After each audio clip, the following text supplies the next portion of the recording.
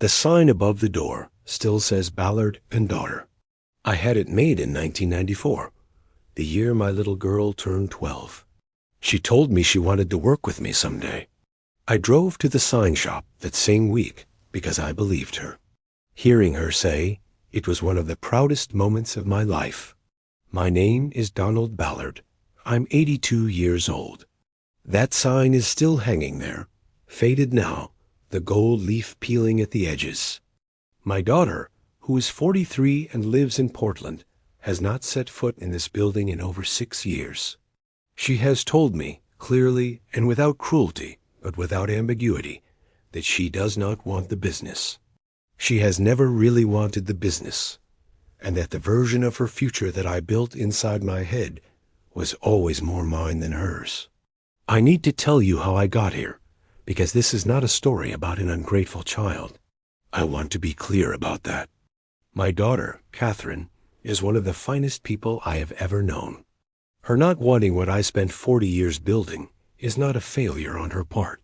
If there's a failure in this story, and I'm not sure failure is even the right word, but if there is one, it's mine. It took me a very long time to understand that, and an even longer time to accept it. I started Ballard Millwork in 1984 in a rented garage bay on Route 11 outside of Harrisonburg, Virginia, with a table saw, a planer, a drill press, and about $4,000 that I'd saved from 3 years of working at someone else's shop. I was 24 years old. I had no business plan, no investors, no college degree, and no real understanding of what I was getting into, which is probably the only reason I did it, because if I'd known what the next 40 years were going to demand of me, I might have stayed where I was and collected a paycheck and gone home at 5 o'clock and never thought about crown molding or dovetail joints or quarterly tax payments in the middle of the night when I should have been sleeping. But I didn't know, and so I started, and the beginning was hard in a way that I think only people who have started something from nothing can fully understand. I'm not talking about the physical work, though that was considerable. I'm talking about the loneliness of it, the way you sit in an empty shop at the end of the day and look at what you've built and wonder if anyone is ever going to care, if anyone is ever going to walk through that door and hand you money for the thing you've made with your hands. The first 6 months, I had 3 customers. 3. I made a set of kitchen cabinets for a woman in Bridgewater. I built a bookcase for a professor at JMU, and I repaired a staircase railing for a church in Staunton. I made enough money to cover the rent on the garage and buy materials for the next job, and that was it. I ate a lot of peanut butter sandwiches that year. I wore the same 3 shirts. I drove a truck that had 200,000 miles on it and made a sound when I turned left that I tried not to think about. What kept me going was not ambition, not in the way people usually mean that word. I didn't dream of being wealthy or famous or running some kind of empire. What kept me going was the work itself, the feeling of taking a piece of rough lumber and turning it into something precise and beautiful and useful. Something that would be part of someone's home, part of their daily life, something they would touch every morning when they came down the stairs or opened a cabinet door. And they wouldn't think about who made it or how it was made, but it would be there, solid and true, doing its job. And that was enough for me. That was always enough. I met my wife, Jean, in 1980, 4 years before I started the business. She was working at the front desk of a dentist's office in town. I came in with a toothache that I'd been ignoring for 2 weeks because I didn't have dental insurance, and I was hoping it would go away on its own, which it did not.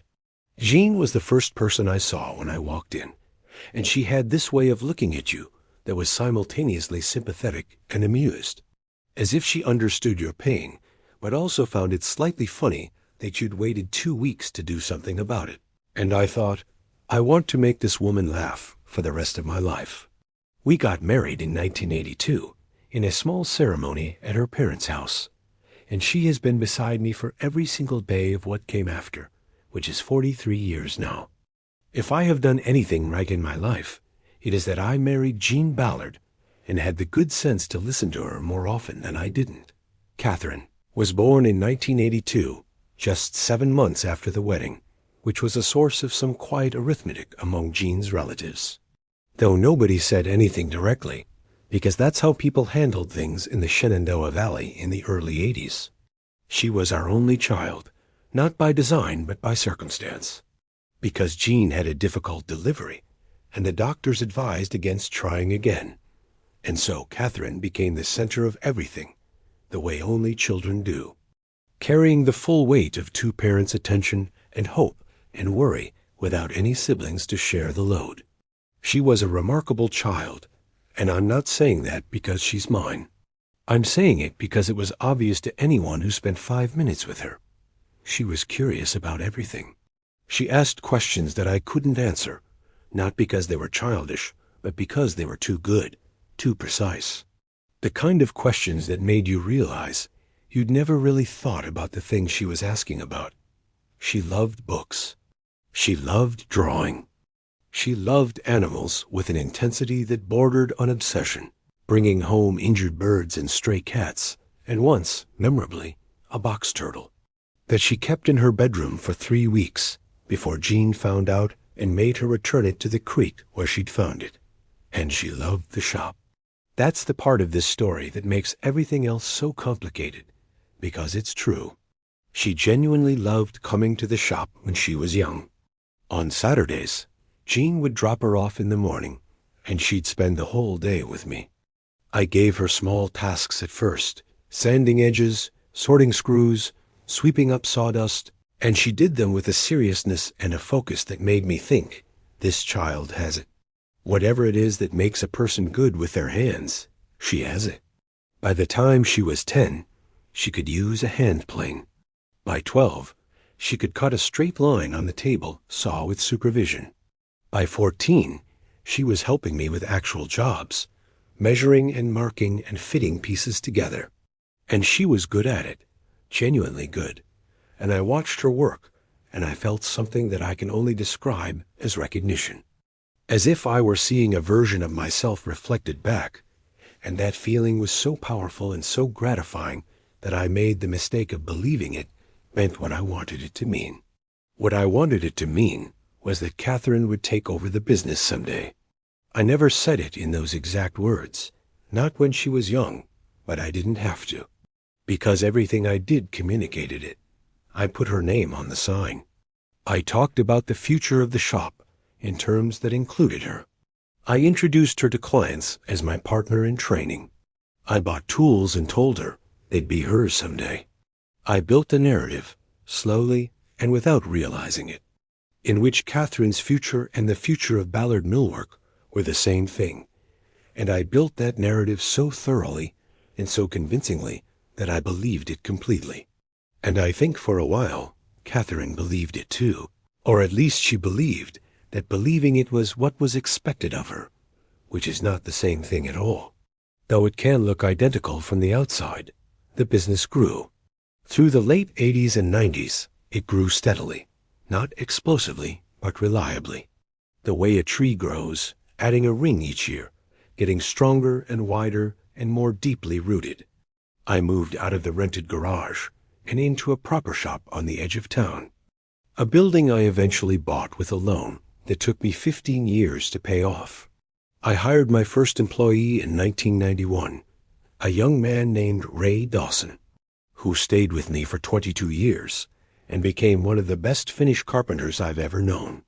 By the mid-90s, I had 4 employees and more work than we could handle, and I was building custom cabinetry and millwork for homes all over the valley, and some in Charlottesville and Richmond, and the reputation of the shop was something I was proud of, in a way that went deeper than vanity, because the reputation was built on the quality of the work, and the quality of the work was built on the thing I cared about most, which was doing it right every time. No shortcuts, no compromises, no sending something out the door that I wouldn't put in my own house. Jean handled the books. She quit her job at the dentist's office in 1993 and came to work at the shop full-time. and she brought an organizational discipline to the business that I completely lacked. I was good at making things. I was terrible at invoicing, scheduling, managing cash flow, dealing with suppliers who didn't deliver on time, handling the 1,000 small administrative tasks that keep a business alive, but have nothing to do with the actual craft. Jean did all of that, and she did it so well that I rarely had to think about it, which was a gift that I didn't fully appreciate until much later. Because the things that run smoothly are the things you tend to take for granted, and the person who makes them run smoothly is the person whose contribution you tend to undervalue. And I am ashamed to say that I did that for longer than I should have. Catherine went to college in 2000 at Virginia Tech, and she studied environmental science, which was the first sign, if I'd been paying attention, that her path and the path I'd imagined for her were beginning to diverge. I remember when she told me her major, sitting at the kitchen table during her first visit home, and I felt a small contraction in my chest, a tightening. And I said something like, "That's interesting." And then I said, there's a lot of overlap between environmental work and what we do, sustainable materials, responsible sourcing. And I watched her face as I said it, and I saw something flicker across it. Not anger, not even frustration, but something more like resignation. As if she'd known I was going to say that, and had already decided not to argue about it. She just nodded and changed the subject. And I let myself believe that the nod meant agreement when it actually meant she was tired of having the same conversation. She graduated in 2004, and she did not come home to work at the shop. She took a job with a conservation nonprofit in Roanoke. I told myself it was temporary, that she was getting experience, that she'd come back when she was ready. She worked there for 3 years, and then she moved to Portland, Oregon. She took a job with an environmental consulting firm, and she built a life there. A real life with friends and a career, and eventually a partner named Elise. She was genuinely, visibly, unmistakably happy in a way that I had to admit, even to myself. She had never been when she was standing in my shop, holding a piece of sandpaper, but I didn't admit it. Not for years. I kept the sign up. I kept her name on the business cards. I kept a desk in the corner of the office that I called Catherine's desk, even though she hadn't sat at it since she was 17. I kept talking about the business as if it were something we shared, as if her absence were a temporary condition rather than a permanent choice. Every time she came home for Christmas or Thanksgiving, I would find a way to bring up the shop, to mention a new project or a new client or a piece of equipment I'd bought. I would watch her face for some sign of interest, some spark of the enthusiasm she'd shown as a child. And I never found it, but I kept looking, because looking was easier than accepting what I would see if I stopped. The conversation that changed everything happened in 2018. Catherine was home for Thanksgiving. We were sitting on the back porch after dinner, just the two of us. I said something about retirement, about how I was thinking about slowing down in a few years, and how it would be good to have a plan for the transition. I said it casually, as if I were talking about the weather, but we both knew what I was really saying. Catherine looked at me, and she took a breath, and she said, "Dad, I need to tell you something, and I need you to really hear it this time." And I said, "Okay." And she said, "I don't want the business. I've never wanted the business. I love you, and I'm grateful for everything you built, and I know how much it means to you. But it's yours, not mine, and I can't keep pretending that someday I'm going to come back and take it over. Because I'm not, and every time we have this conversation without saying what's actually true, it makes the distance between us a little bit wider, and I don't want that. I don't want to lose you over a building full of wood." I sat there for a long time after she said that. The porch light was on, and there were moths circling it, and I could hear Jean inside doing the dishes. And I could hear the sound of the creek at the bottom of the hill. And I felt something that I can only describe as the floor giving way, not violently, not like a collapse, but slowly, like the ground beneath me was made of something softer than I'd thought. And I was sinking into it. And the thing I felt was not anger. I want to be clear about that. I was not angry at Catherine. What I felt was grief, pure and simple, the kind of grief you feel when something you believed was true turns out to have been a story you were telling yourself, and this story was beautiful, and it sustained you for decades. But it was never real, and now you have to figure out what's left when you take it away. I said, okay. That's all I said, okay. And Catherine started to cry. Not because I'd said something hurtful, but because I hadn't, because she'd been expecting an argument. And instead, she got a single word that carried the weight of surrender. And she put her hand on my arm and she said, "I'm sorry, Dad." And I said, "Don't be sorry. You didn't do anything wrong." And I meant it. Even though I didn't fully understand it yet, even though it would take me years to work through what it meant, and what it didn't mean, and how to live inside the space that her honesty had opened up. The years after that conversation were some of the hardest of my life, and not for the reasons you might expect. The business was fine. I still had good employees, good clients, good work. The shop was still running. The problem was me. The problem was that I had built my identity so completely around two things: being a craftsman and being Catherine's father, and I had fused those two things together so tightly that when she separated them, when she said, "I love you, but I don't want this," I didn't know who I was anymore. I didn't know what the business meant if it wasn't going to outlive me in the hands of my daughter. I didn't know what I was building for. I had spent 40 years pouring myself into something that I believed would continue, that would carry my name and my standards and my way of doing things into the future.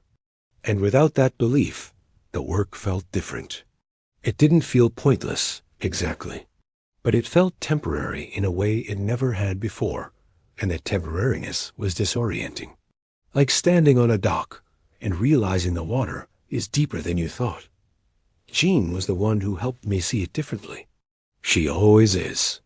One evening, maybe 6 months after that Thanksgiving conversation, we were sitting in the living room, and I was quiet, which I had been a lot lately, and she said, "Donald, can I ask you something?" And I said yes. And she said, "When you started the business, before Catherine was born, before you had any idea whether you'd ever have children, why did you start it?" And I thought about it, and I said, "Because I love the work." And she said, "Do you still love the work?" And I said, "Yes." And she said, "Then that's enough." That was always enough. Everything else you added to it, the legacy, the succession, the name on the sign, you added that later. The work was there first. And she was right. She was right in the way that Jean is always right, which is quietly and without fanfare, and in a way that makes you wonder how you didn't see it yourself. But knowing she was right and feeling it were two different things, and the feeling took longer. It took me sitting in the shop alone on a Saturday morning, the way I used to before Catherine was born, and running my hand along a piece of walnut that I was shaping into a mantelpiece, and feeling the grain under my fingers, and remembering why I started, remembering the garage on Route 11 and the peanut butter sandwiches, and the 3 customers and the truck that made a sound when I turned left, and remembering that none of that had anything to do with legacy or succession or what would happen after I was gone. It had to do with the wood. It had to do with the feeling of making something true. And that feeling was still there. It had always been there. I had just buried it under so many layers of expectation and projection and hope that I couldn't feel it anymore.